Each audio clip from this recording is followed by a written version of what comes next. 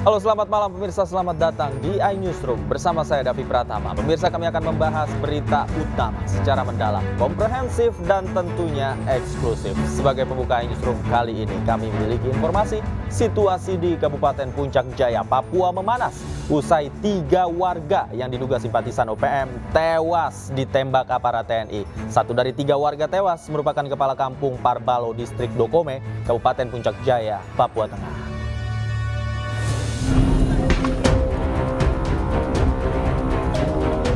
Situasi di Kabupaten Puncak Jaya, Papua kembali memanas usai penembakan yang dilakukan aparat TNI terhadap 3 warga yang diduga merupakan simpatisan kelompok OPM pimpinan Tyrannus Enumbi.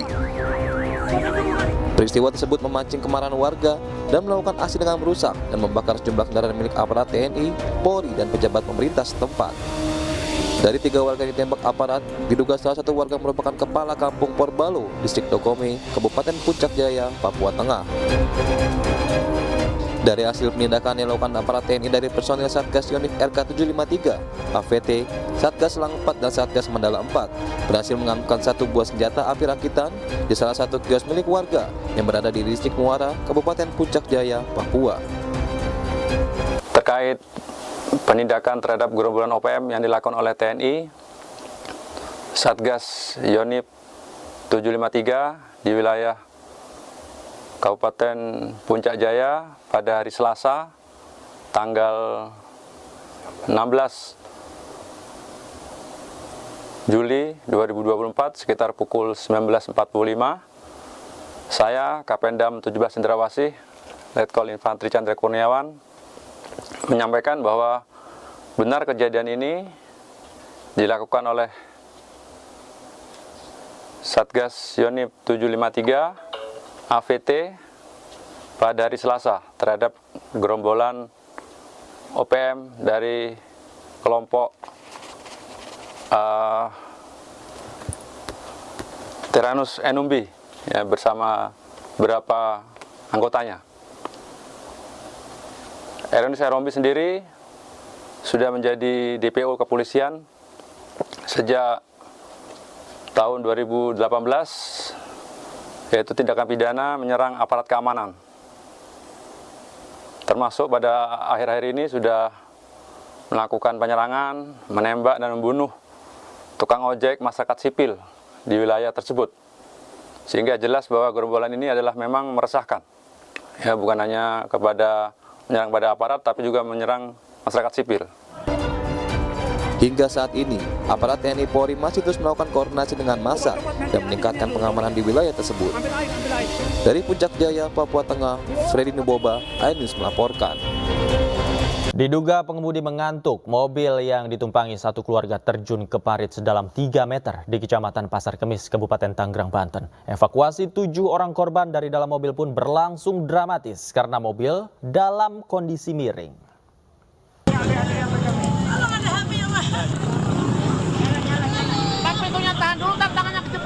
Evakuasi penumpang mobil SUV yang terjun ke parit sedalam 3 meter berlangsung dramatis. Kejadian ini terjadi di Kecamatan Pasar Kemis, Kabupaten Tangerang, Banten. Sejumlah warga mencoba membantu penumpang yang terjebak. Posisi mobil yang miring di dalam parit dan kondisi penumpang yang mengalami syok sempat membuat kesulitan proses evakuasi dari pintu bagian belakang.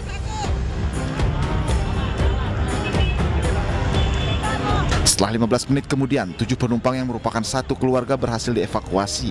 Para korban yang alami luka ringan lalu dibawa ke klinik terdekat.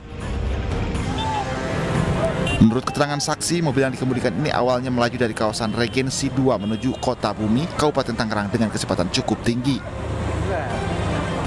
Pengemudi yang diduga mengantuk membuat mobil hilang kendali hingga akhirnya terjun ke dalam parit 3 meter setelah sebelumnya menabrak trotoar jalan. Ini sih mobil dari arah sana itu katanya udah oleng, jadi katanya itu orangnya ngantuk dari sana sampai sini itu udah parah mungkin, makanya sampai ngebuang ke kali. Para korban yang berasal dari Bekasi, Jawa Barat rencananya akan menghadiri prosesi wisuda keluarganya di Politeknik Pelayaran di daerah Sukadiri, Tangerang. Dari Kabupaten Tangerang, Aimarani, iNews melaporkan. Pemirsa, Komite Keselamatan Jurnalis melaporkan kasus tewasnya wartawan Tribrata Riko Sempurna Pasaribu ke kantor staf Presiden. KKJ meminta KSP mengawal kasus tersebut hingga tuntas. Komite Keselamatan Jurnalis mendorong KSP mengusut tuntas kasus Sempurna Pasaribu yang tewas bersama keluarganya akibat kebakaran. Kasus tersebut perlu mendapatkan perhatian khusus karena diduga melibatkan oknum prajurit TNI. Dugaan tersebut mencuat lantaran almarhum Riko Sempurna Pasaribu tewas tak lama setelah dirinya menulis berita praktek judi online. Pihaknya mempertanyakan mengapa anggota TNI tersebut tidak dipanggil dalam penyidikan oleh Polda Sumatera Utara. Bukti yang ditemukan Komite Keselamatan Jurnalis menunjukkan keterlibatan oknum anggota TNI dan telah diserahkan ke KSP. Kami membawa kasus ini ke KSP karena kami ingin KSP mengawal proses penyidikan ini dengan baik gitu ya, karena kami merasa ada indikasi mungkin kasusnya bisa masuk angin ini kalau tidak dikawal oleh dari Jakarta. Kira-kira itu hasil tadi kami bertemu dengan tim dari Deputi 4 dan Deputi 5 KSP. Anggapan dari KSP masuk angin itu gimana, Pak? Ya, masuk anginnya begini. Jadi almarhum Riko Sempurna ini kan beberapa di akhir Juni itu dia menulis tentang praktek judi. Keluarga wartawan Tribrata TV Sempurna Pasaribu meminta kasus pembakaran rumah yang menewaskan 4 orang sebagai pembunuhan berencana. Keluarga korban juga melaporkan dugaan keterlibatan oknum aparat yang disebut sempat mengancam korban.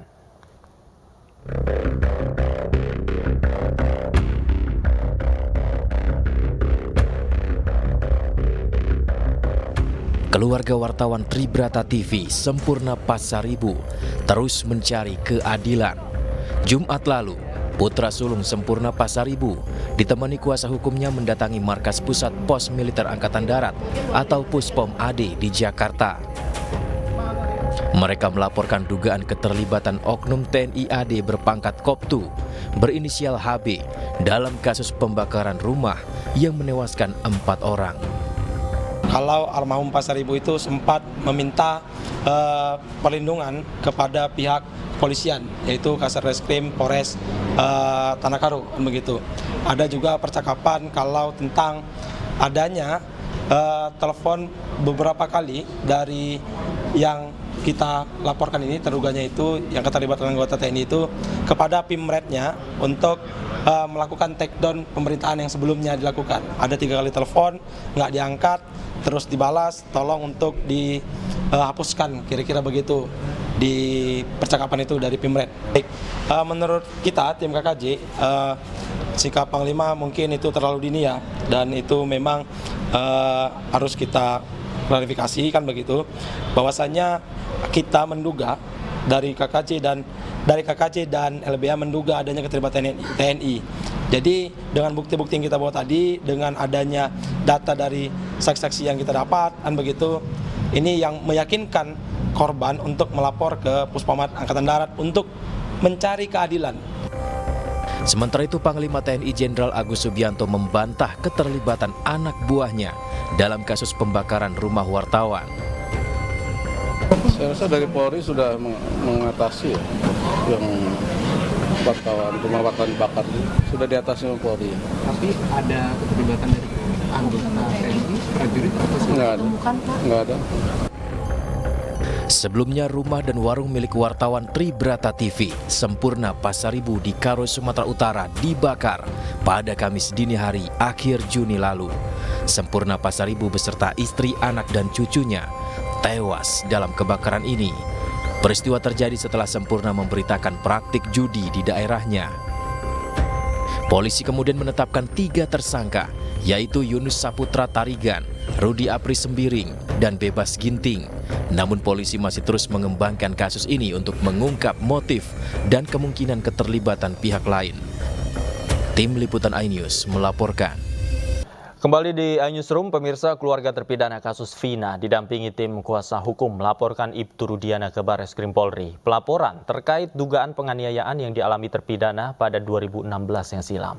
Keluarga terpidana kasus pembunuhan Vina dan Eki, Hadi Saputra, didampingi tim kuasa hukum, tiba di Gedung Barreskrim Polri Rabu siang. Kedatangan mereka untuk melayangkan laporan terhadap ayah mendiang Eki, Ibtu Rudiana, terkait dugaan penganiayaan dan intimidasi yang dialami para terpidana saat ditangkap pada 2016 silam.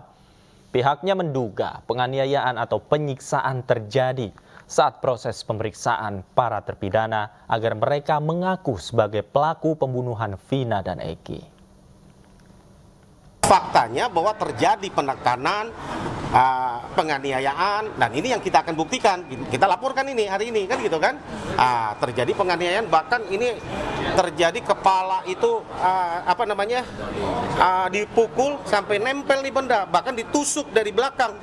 Yang atas yang mereka mereka tidak pernah lakukan, tapi karena tidak tahan siksaan mereka lakukan apa? Akhirnya mengaku, kan gitu kan? Kenapa kami laporkan? Karena kami yakini para klien kami kan tidak bersalah. Nah, ini supaya menjadi novum. Kira-kira jalan ceritanya begitu. Saksian teman-temannya itu yang bersama-sama waktu malam itu bareng sama anak saya. Gitu. Terus kesaksian dari warga tetangga terdekat kita yang mengatakan bahwa anak saya itu ada di rumah. Di rumah anaknya Pak Pasran itu. Udah, anak kesaksian segitu yang berarti kami sampaikan. Anak Bapak nggak ada di tempat di lokasi saat pembunuhan Vina Cirebon itu? Tidak ada. Pemirsa, sosok ayah almarhum Eki, Ibtu Rudiana, kembali jadi sorotan karena tidak pernah muncul ke publik. Ia diduga terlibat penganiayaan para terpidana kasus Vina tahun 2016 yang lalu. Terima kasih banyak kepada seluruh masyarakat Indonesia yang sudah mendoakan saya, yang mendukung saya. Benang kusut kasus pembunuhan Vina memasuki babak baru. Pasca Peggy Setiawan menang gugatan pra-peradilan, maka konstruksi hukum kasus ini harus diurai dari awal. Tak tanggung-tanggung, Mabes Polri mengerahkan Propam dan Itwasum untuk melakukan evaluasi dan memberi asistensi menangani kasus ini. Sementara laporan terhadap orang-orang yang berkaitan dengan kasus ini tetap dilakukan. Setelah melaporkan Aib dan Dede atas dugaan kesaksian palsu, tim kuasa hukum terpidana kasus Vina kali ini melaporkan ayah almarhum Eki, Ibtu Rudiana. Ibtu Rudiana dibidik lantaran diduga terlibat kekerasan dan penyiksaan pada para terpidana tahun 2016 silam. Bukan tanpa alasan, sosok Rudiana tidak pernah muncul sejak kasus Vina mencuat ke publik. Hal ini membuat masyarakat berspekulasi tentang adanya hal yang ditutupi oleh Rudiana. Kita semua juga tidak mau berspekulasi. Apabila memang ada dugaan tindak pidana, apabila ada temuan-temuan lainnya, silakan sesuai dengan prosedur hukum. Dan kita negara hukum wajib menghormati itu.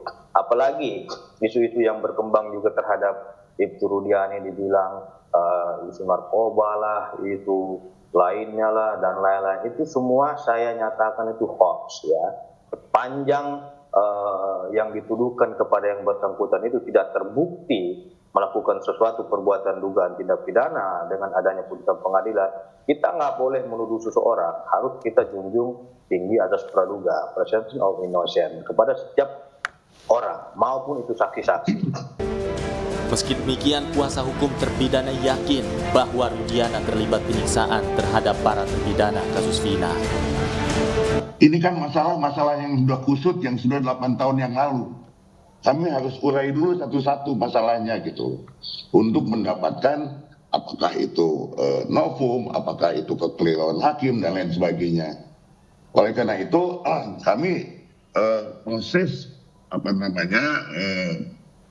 dugaan yang akan kami laporkan ini, yaitu bagian daripada rangkaian kekeliruan-kekeliruan yang nanti akan kami sampaikan gitu. Jadi kami dalam hal ini terus terang saja ingin membuat atau mengumpulkan bukti yang selengkap mungkin. Pihak kuasa hukum mengklaim memperoleh informasi langsung dari para terpidana. Mereka bercerita tentang kekerasan dan penganiayaan yang dilakukan oleh Rudiana 8 tahun silam hingga para terpidana kasus Vina babak belur. Dari Jakarta, tim liputan iNews melaporkan. Pemirsa, pasangan suami istri lansia ditemukan tewas membusuk di kamarnya di Jonggol, Kabupaten Bogor, Jawa Barat. Peristiwa tersebut diketahui setelah tetangga mencium aroma tak sedap dari rumah korban. Bu Bambang, masuk Bu. Bu Bambang. Warga mendobrak pintu rumah korban di perumahan Citra Indah Klaster Bukit Rafflesia, Kecamatan Jonggol, Kabupaten Bogor, Jawa Barat. Setelah masuk ke dalam rumah, Pak Sutri lansia ini ditemukan sudah membusuk. Petugas yang datang ke lokasi langsung mengidentifikasi dan mengevakuasi korban ke rumah sakit di Cilengsi. Petugas keamanan perumahan menjelaskan sebelum ditemukan meninggal, Pak Sutri ini sudah jarang terlihat keluar rumah. Warga, Pak, kok kemana ya, udah seminggu ini nggak kelihatan. Coba tolong cekin, gak lama RT nelfon. Tolong cekin ke sini, ke rumah opa. Saya cek, pagi pertama belum ada apa-apa. Pas pagi kedua baru ada kecium bauan busuk. Tercium bau busuk? Iya. Sementara itu polisi menjelaskan Pak Sutri lansia ini hanya tinggal berdua di rumah. Sementara anak-anak korban jarang menjenguk orang tuanya karena diduga rumah anaknya berada jauh dari rumah korban. Diketahui bahwa pasangan suami istri tersebut memang dalam keadaan sakit dan memang punya riwayat sakit. Identitas dari pasangan suami istri tersebut yaitu Bapak Hans Thomaswa, kelahiran Botain 5 Maret 1941, pekerjaan yaitu pensiunan. Untuk istrinya yaitu Ibu Rita Thomaswa, kelahiran Surabaya 25 Oktober 1951, pekerjaan pensiunan. Untuk kepentingan penyelidikan, polisi pun telah menggelar olah tempat kejadian perkara. Dugaan sementara Pak Sutri tersebut tewas karena sakit. Dari Kabupaten Bogor, Jawa Barat, Cahyat Supriyatna, iNews melaporkan. Kehebohan informasi akan Masjid Fatimah Umar di BTN Makio Baji, Makassar, Sulawesi Selatan yang dijual membuat warga berusaha membeli masjid dari ahli waris. Namun warga mengalami kendala dalam pembeliannya. Dan berikut laporan rekan kami Nana Jamal dan juru kamera Fadli Fado. Ya pemirsa, adanya informasi yang viral belakangan ini mengenai sebuah masjid yang kemudian hendak dijual oleh pemiliknya. Ini membuat geger masyarakat. Saat ini kami telah berada di Masjid Fatimah Umar yang konon katanya ini menjadi perbincangan karena anak dari pemilik masjid ini sebelumnya hendak menjual tanahnya. Berita tersebut ini kemudian geger dan membuat masyarakat serta dewan masjid ini kemudian urung-rembuk untuk dapat melakukan pembelian masjid ini. Namun ada kendala dalam pembelian masjid tersebut. Sehingga dalam beberapa hari terakhir ini kemudian membuat Ustadz Fahru Rozi ini menjadi penengah untuk menjadi penyambung lidah antara pemilik lahan dan juga masyarakat sekitar. Kita ingin mengetahui sebenarnya seperti apa kelanjutan, apakah benar Masjid Fatimah Umar ini hendak dijual oleh pemiliknya. Assalamualaikum Ustadz. Waalaikumsalam Mbak. Terkait dengan Masjid Fatimah Umar ini sendiri, masyarakat kemudian geger karena mengetahui bahwa masjid ini hendak dijual. Sebenarnya seperti apa Ustadz? Alhamdulillah, wassalatu wassalamu ala rasulillah. Saya alhamdulillah telepon saya diangkat ya setelah berkali-kali mencoba, dan setelah itu Ibu Hilda berbicara dengan saya mencoba mendekatkan diri saya kepada beliau lewat sentuhan agama. Alhamdulillah beliau terbuka. Sederhananya beliau tidak menjual masjid, tetapi menjual tanah yang ada di belakang. Walaupun sertifikat hak milik masjid ini, tanahnya memang masih atas nama beliau. Sehingga akhirnya insya Allah beliau mengatakan kalau Ustadz ada yang membeli tanah ini dengan sepakat yang harga yang saya berikan, maka saya akan memberikan 2 sertifikat, yaitu tanahnya dan tanah masjid. Dan dia boleh membangun kembali masjid walaupun mengganti nama masjid, terserah dia Ustadz. Nah itu jadi kita perlu luruskan. Alhamdulillah ini tidak jual beli masjid tetapi jual beli tanah. Itulah kenapa saya bersikeras untuk mencari pembeli. Sehingga dalam hati saya bahwa ini tinggal niat baik, karena beliau memang menjual tanahnya sudah lama dan belum laku-laku, dan memang saat ini suaminya lagi stroke. Jadi kita mengambil prasangka baik bahwa memang dana insya Allah akan dipakai itu. Dan beliau berjanji kepada saya bahwa setelah ini laku, beliau akan membangunkan masjid untuk ibunya Kak Fatimah dan Umar atas nama ayahnya di Jakarta dari hasil penjualan tanah, dan sisanya akan dipakai untuk berobat dan lain-lain, seperti itu. Tanggapan dari warga sendiri Ustadz seperti apa? Alhamdulillah sebenarnya tanggapan warga sangat baik. Pertama kali saya tiba dari Jakarta jam 3 subuh 2 hari yang lalu, saya langsung sholat subuh sini, semuanya merespon baik. Nah, cuman memang karena ini terlanjur viral, opini masyarakat terlalu luas. Dan itu kita tidak bisa salahkan di zaman teknologi seperti ini. Dan yang menjadi saya ingin luruskan bahwa memang dipasang tulisan dijual, tapi coba baca baik-baik spanduk itu. Tidak ada tulisan dijual masjid, tetapi cuma dijual. Dan memang yang diinginkan adalah tanah yang ada di belakang dan tanah yang ada di atas masjid ini sebagai bonusnya. Gitu. Jadi membeli tanah di belakang, membonusnya adalah dapat SAM untuk masjid, bebas mengelola dan membangun kembali. Apa solusi yang kemudian diberikan bagi warga dan pemilik tanah, Ustaz? Ya, ini sudah azan, kita satu lagi ya. Solusinya insya Allah, alhamdulillah saya sudah dapatkan pembeli. Ya, mudah-mudahan setelah ini tadi sudah kumpul semua camat, lurah, ada Pak Kapolsek juga, dan semua oknum yang ada di sini. Insya Allah kita akan tanda tangan. Ya, semuanya besok akan dibuatkan surat langsung oleh Pak Eldi, Camat Manggala. Setelah itu kita akan, di situ akan dituliskan bahwa saya akan menjadi penengah dan saya akan membawa surat itu ke Ibu Hilda dan saya akan perlihatkan kepada calon pembeli jamaah saya. Dan ini unik karena saya tidak pernah minta dia yang nelpon saya, Ustadz dia tahu lewat medsos dan dia kenal saya memang. Dia bilang, Ustadz saya yang akan beli. Saya bilang harganya sekian bang. Dia bilang insya Allah Ustadz untuk rumah Allah, untuk masjid di jalan Allah, insya Allah seperti itu. Baik, terima kasih. Baik. Dan itu dia pemirsa tanggapan dari Ustadz Fahru Razi mengenai Masjid Fatimah Umar ini sendiri yang memang akhirnya meluruskan bagaimana kemudian simpang siur dan juga tanggapan masyarakat terkait hendaknya dijual Masjid Fatimah Umar ini. Pemirsa, DPRD Kota Solo menyetujui pengunduran diri Gibran Raka Buming Raka dari jabatan Wali Kota Solo. Usulan pengunduran diri Gibran disampaikan dalam rapat paripurna di gedung DPRD Solo. Wali Kota Surakarta, sisa masa jabatan dari hasil pemilihan kepala daerah. Persetujuan tersebut dituangkan dalam surat keputusan yang dibacakan oleh Sekretaris DPRD Solo, Kinkin Sultanul Hakim. Pada kesempatan yang sama disampaikan pemberhentian dengan hormat Gibran Raka Buming Raka dari jabatannya sebagai Wali Kota Solo. Selanjutnya DPRD mengusulkan Wakil Wali Kota Solo, Teguh Prakosa, untuk diangkat sebagai Wali Kota Solo menggantikan Gibran Raka Buming Raka.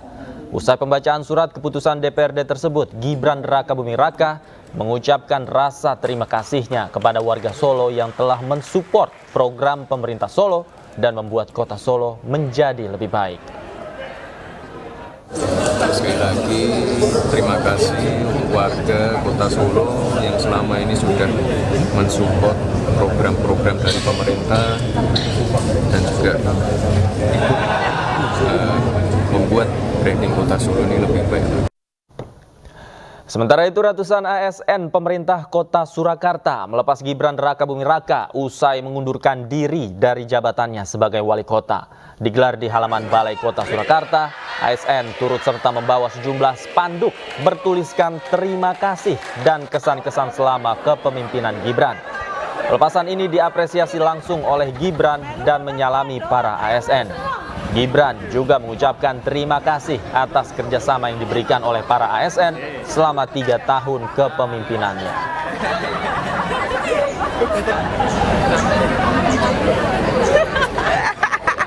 Pemirsa, Partai Perindo memberikan surat rekomendasi kepada sejumlah pasangan calon kepala daerah. Acara dilaksanakan di Aula DPP Partai Perindo di Menteng, Jakarta Pusat. Ketua Umum Partai Perindo Haritanu Sudibyo tiba didampingi oleh sejumlah petinggi partai.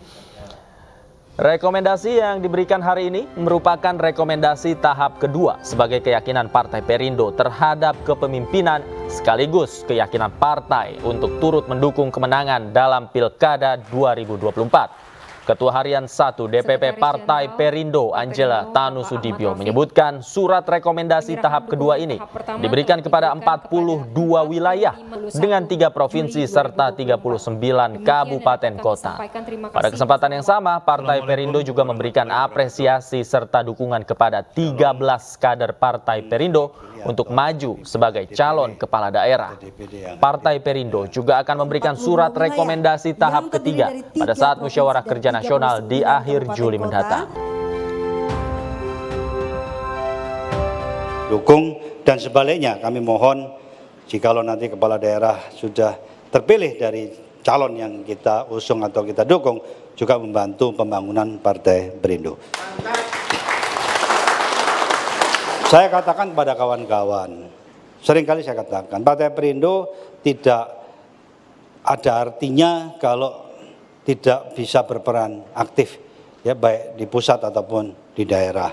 Karena untuk melayani bisa efektif artinya kita harus punya banyak kader ataupun non-kader yang kita usung dan kita dukung duduk di pemerintahan pusat ataupun daerah ataupun di legislatif pusat ataupun daerah. Dengan gitu tujuan daripada Partai Perindo, Kabupaten Kota dan seluruh jajaran di bawahnya, sekali kita mengusung dan mendukung calon kepala daerah, kita harus ingat konsekuensinya. Ya, jadi bukan hanya ikatan itu ada di awal, tapi kita harus mengawal sampai betul-betul calon-calon yang kita dukung dan usung ini bisa duduk memenangkan pilkada nanti. Ya, setuju semuanya ya? Ini adalah konsekuensi dari satu keputusan, konsekuensi dari satu dukungan, konsekuensi dari satu apa yang kita usung, yaitu bahwa kita harus bekerja keras, bergandengan tangan tentunya dengan partai lain yang ikut sama-sama mengusung dan mendukung untuk memenangkan calon-calon kita.